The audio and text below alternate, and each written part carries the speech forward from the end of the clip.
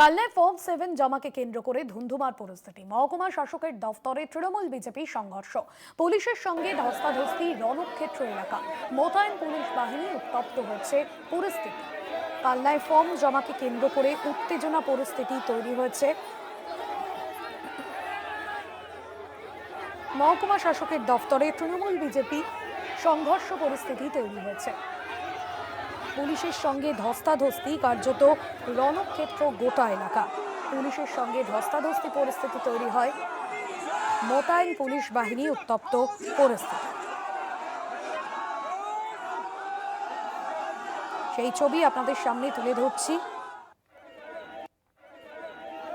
কালনায় form 7 জমাকে কেন্দ্র করে ধুন্ধুমার পরিস্থিতি তৈরি হয়েছে এই মুহূর্তে। সেই ছবি আপনাদের সামনে তুলে ধরছি। মহকুমা শাসকের দফতরে তৃণমূল বিজেপির মধ্যে সংঘর্ষ পরিস্থিতি তৈরি হয়েছে।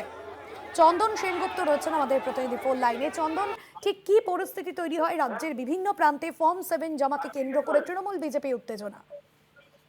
ভাস্বতী, দেখো আজকে যে চিত্রটা ধরা পড়লো দুপুর 1টা নাগাদ কালনা মহকুমা শাসকের যে দপ্তর, সেই দপ্তরে বিজেপি কর্মীরা গেছিল ফর্ম 7 জমা দিতে।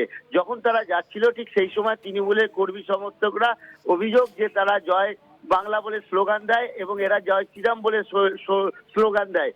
কার্যত দুই স্লোগানকে কেন্দ্র করে উত্তেজনা বাড়ে এবং ধস্তাধস্তি, সেই থেকে হাতাহাতি বিজেপি কর্মী সমর্থকদের সঙ্গে তৃণমূল কর্মী সমর্থকদের। এবং এরপরেই ঘটনাস্থলে আসে কালনা থানার পুলিশ এবং কালনা থানার পুলিশ এসে ব্যারিকেড করে দুপক্ষকে আলাদা করে। এবং তারপরে যে দেখা যায় যে আলাদা করার পরেই কিন্তু আরো উত্তেজনা বাড়ে এবং শেষ পর্যন্ত আরো পর্যাপ্ত পরিমাণে পুলিশ এলে পরে এই ঘটনা থামথুম হয়। কিন্তু যেটা ঘটনা বিজেপির পক্ষ থেকে অভিযোগ করা হচ্ছে, তাদেরকে নাকি জুতো দেখানো হয়েছিল, লাঠি দেখানো হয়েছিল।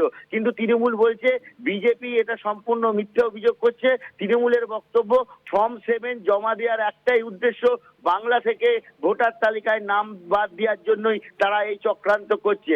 একে অপরের অভিযোগ পাল্টা অভিযোগে কিন্তু আজকে রণক্ষেত্রের চেহারা নিল এই কালনার যে মহকুমা শাসক দপ্তর। এবং এই ধস্তাধস্তির মধ্যে মাঝখানে পুলিশ পড়ে গিয়ে পুলিশের গায়ে হাত লাগে, এমনটাই অভিযোগ করছে পুলিশ কিন্তু। এবং সব মিলিয়ে বলা যায় কালনার এই ফর্ম 7 কে কেন্দ্র করে যে উত্তেজনা সৃষ্টি হলো, সেটা কিন্তু একটা নজিরবিহীন ঘটনার সাক্ষী থাকলো কালনা শহরবাসী ও ভাস্বতী। একদমই ধন্যবাদ জানাবো চন্দন।